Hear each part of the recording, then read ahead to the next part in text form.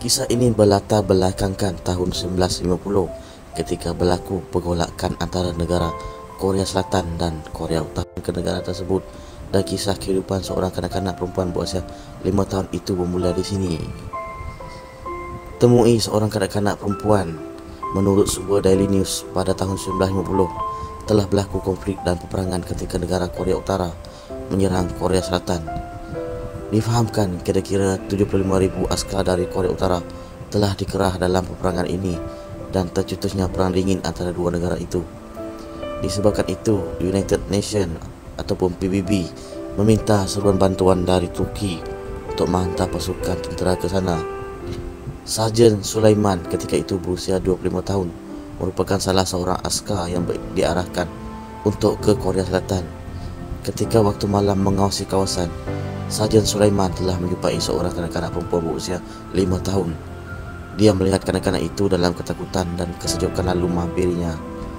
Difahamkan, ibu bapa kepada kanak-kanak perempuan itu sudah terkorban dalam peperangan yang terjadi di negara tersebut.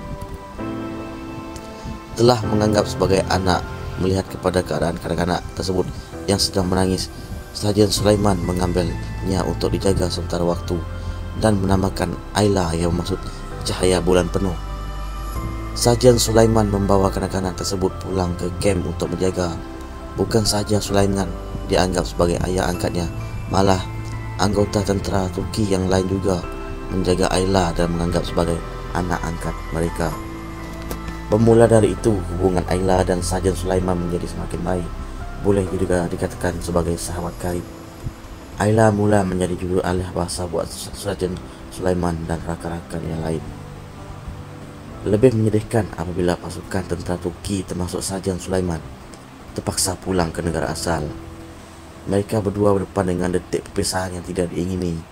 Sulaiman telah buat pelbagai cara untuk menyelinap untuk membawa pulang Ayla bersama-sama ke Turki, namun tidak berhasil.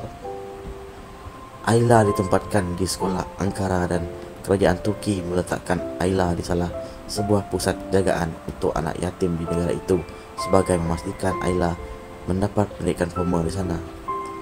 Zahirkan hasrat untuk cari Ayla ketika Sarjan Sulaiman berusia 85 tahun. Dia meluahkan hasratnya untuk pihak berkuasa mencari Ayla ketika sempena sambutan 60 tahun Korea War. Ayla akhirnya ditemui semula bila seorang lelaki membuat pengakuan pernah mengenali Ayla selepas majlis graduasi di sekolah.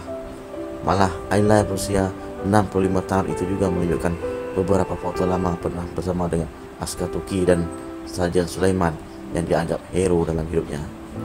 Pada tahun 2010, kerajaan Korea menyebut Sulaiman untuk bertemu dengan Ayla di sebuah taman di sekolah Ankara yang menjadi tempat perpisahan mereka pada tahun 60 tahun yang lalu.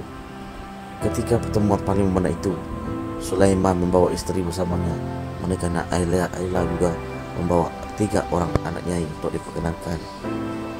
Malangnya, suami Ayla sudah meninggal dunia dan menjadi kekesalan Sulaiman tidak dapat menemui lelaki yang mendampingi Ayla selama ketidaknya. Panggil ayah kali terakhir pada 7 Desember 2017, Sulaiman telah membuskan nafas terakhirnya disebabkan kerosakan fungsi pada beberapa organ dalaman. Dia terlantar di Hyderabad Pneumonia Research and Training Hospital sejak November 2017. Itulah detik sedih perpisahan selama-lamanya antara Sulaiman berusia 91 tahun dan Ayla 71 tahun.